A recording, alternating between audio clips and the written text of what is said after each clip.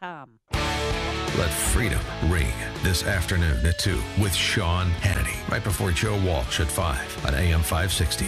The Answer. Top of the morning, Dan and Amy. Look, I got to tell you, I say again, I've worked in state and local government. I have no antipathy to people who work for government, but I do have great antipathy for the D.C. press coverage of the shutdown, the partial shutdown, and the silly, sentimental stories, and frankly, some of the ghastly virtue signaling of people otherwise in the public eye. Let me give you an example of what I mean. Federal employees who have not been paid during the partial government shutdown were offered a free lunch Monday by rock star John Bon Jovi and his wife Dorothea Bon Jovi at the couple's restaurant in New Jersey, JBJ Soul Kitchen. So they don't have to live on a prayer anymore. Oh, I see what you're saying. But this Friday will be their second time not receiving a paycheck. One paycheck, I understand. Two paychecks, that might get a little uncomfortable for some people. And yes, every night we see people from various departments, TSA, EPA, IRS, and we hear about their struggles. We've heard about those struggles from day one. They just get ratcheted up from day one. No consideration for the guaranteed salary and benefit levels people in the private sector have to finance in addition to their own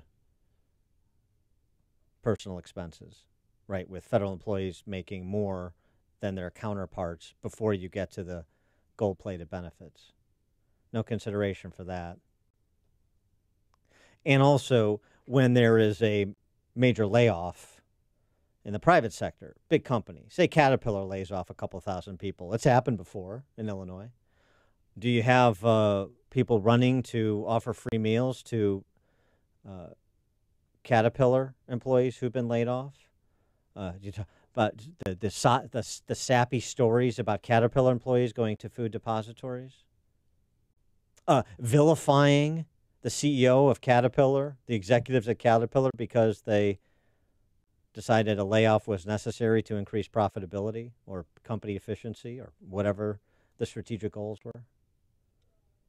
I mean, it's just, the whole thing speaks of obviously a DC press corps that are handmaidens, members of the DC press corps are handmaidens to big government. That's part of it, but it also sort of redounds to the cultural level, I think, where we look at people in government as more important than people out of government. That's so culturally backward. We treat politicians like they're members of a ruling class, so they behave like members of a ruling class. You know how we do that? We talk about somebody who's been in office for 40 years, and we do it obviously in Chicago too, and they decide they're not going to run again. You're retiring from public office. It's like retiring from my job. This is my thing. This is the job I held. Now I'm going to retire from it. Elective public office. So-and-so is retiring from his elective public office. That is a ruling class mentality. A serf mentality towards a ruling class. But that's just my opinion. For more on this, as well as the cultural import of the Covington brouhaha, we're pleased to be joined again by Andrew Klavan, podcaster. His podcast, Another Kingdom, Season 2. Also, of course, famed Hollywood screenwriter, including the new movie, which if you haven't seen it yet, find it and see it. Gosnell, The Trial of America's Biggest Serial Killer. Andrew Klavan, thanks for joining us again. Appreciate it. That's always a pleasure. Thanks. So how are you taking in the coverage of the partial shutdown, border barrier, security funding debate? Well, I think you get it right. We're talking about everything but the issue. The issue is the rule of law. The issue is whether we have a system that can create a law that we can enforce that is fair and does what we need it to do, which is bring in people that we want and keeps out people that we don't want. This has been going on. I mean, this didn't start with Donald Trump. It's been going on through Republican and Democratic administrations. My question is, if I'm going to worry about government people being out of work, Why doesn't the government work when they're at work? I mean, why can't our congressmen sit down and pass a law about this issue? What's so embarrassing, I think it's actually at this point more embarrassing to Democrats than to Trump, but still it's embarrassing for everybody, is everybody can see a compromise in front of them. Everybody can see where we meet in the middle. Trump gets some money for his wall. They get some breaks for the dreamers. Everyone can see that except for the base on both sides, where the right doesn't want to give any kind of compromise that might smack of amnesty, and the left doesn't want to give Trump the satisfaction of funding his wall. That's childish. I mean, I'm sorry, but that is not the way democratic politics works. Democratic in the small letter sense. You know, we have to compromise with each other. We're all in the same country, and we all have different opinions, and somewhere we have to meet in the middle. The fact that we can't do that, it really is indicative of the fact that the system is broken. And while the system is broken, I don't have a lot of heartbreak for government workers being out of work. I want a government that works. If the government isn't working, just like you say about Deere Tractors or any private company, if the private company isn't doing what it's supposed to do, it's not going to make any money. It's going to shut down. Well, that's what's happening with our government. Our government is already shut. I'm sorry that the people who are out of work aren't the congressmen and senators.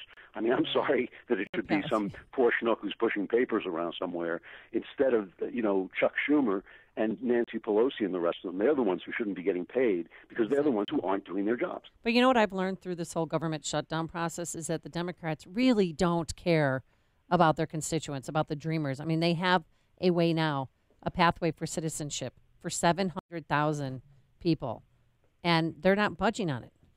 Even the Washington Post is opining, saying they should embrace a deal. I mean, that's how much of a give Trump offered over the weekend. When you consider the fact that the Washington Post, they sit around in their offices sticking pins in their Trump dolls, it's an amazing fact that they actually heard what he said. But really, they're playing to their base, their donor base. They're playing to the press. They're playing to their own, I think, passions at this point. They really do hate this president. And, it's indicative of a broken system, and that a broken system isn't paying out is not really a source of concern. If the system's broken, you got to fix it before you can go back to work. Look, Andrew, we all make mistakes, even us enlightened conservatives. And so I want to give some leeway with people who normally get it right, who got it wrong with respect to these Covington Catholic schoolboys. But, I mean, the implication of National Review publishing a piece over the weekend they've since taken down, the Covington students might as well have just spit on the cross. Rich Lowry walked that back in, Robbie George. I mean, these are great thinkers and great Americans and good conservatives and all that. But what was your takeaway from, forget the cultural Marxists, we know what they're going to do. So many on the center right who started from the left's premise when that video snippet was posted. Well, what they really are like is like abused children. They have been abused by a leftist media so long that they have come to accept that this is the way it is. It's the same way that people are afraid, people on the right are afraid to open their mouths for being tarred as racist instead of just speaking the truth and letting the chips fall where they may. They've been beaten up by this press corps, this Democrat press corps. And when I say Democrat press corps, I'm talking about the networks, and I'm talking about CNN and the New York Times and the Washington Post. They've been beaten up by them so long that they are in a big hurry to prove themselves to the media, to prove that they are not racist. Media is so intellectually and ideologically corrupt at this point that you have to hold your tongue. The mistakes they're making, just like the mistake of accepting the BuzzFeed story, which was suspect from the get-go, accepting this Covington story, which was absurd when you listen to what the Native American guy was saying. I mean, he was talking nonsense to begin with. These mistakes are organic outgrowths of their bias. They're not just random incidents. We usually get it right, but we got it wrong. These are organic outgrowths of the left's bias, of the press leftist bias. And so they're going to happen again and again. And what the right has to do is look at everything as a statement of Democrat spokesmen with press cards. They have to look at everything like that.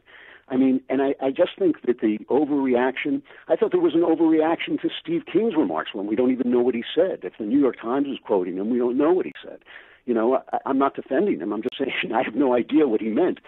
And so I just think again and again the press is spewing out this hatred, and sometimes it carries them over the line where they can be tagged for it as making a factual error. But we on the right should always be acting as if they were the opposition. Every word that comes out of the New York Times is opposition, a statement. It's a Democrat statement. And instead we act like, oh no, they're trying to get it right. They just sometimes make a mistake. And that's just not true. What happened to the Covington kids was, absolutely disgraceful. But virtually every day that the press covers the news is disgraceful because it's just Democrats covering the news for Democrats. And the Republicans act like abused kids. After a while, if you're abused as a kid, you learn to keep your mouth shut, you learn to not to say anything, you learn to kind of huddle down and hope that nobody smacks you around, and that's the way Republicans act around the press. Well, and it's going to be interesting. Here's another case study of what you're describing. Interesting to see not only what the Pences do, but what others around them say about the calls for the Pence's Secret Service to be removed because Karen Pence wants to teach part-time at a Christian school.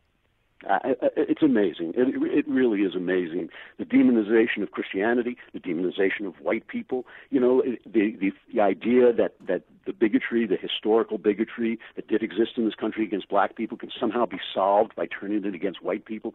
This is all kind of doctrinaire leftist thinking. And because the press represents that doctrinaire leftist thinking, they don't even recognize the assumptions they're making.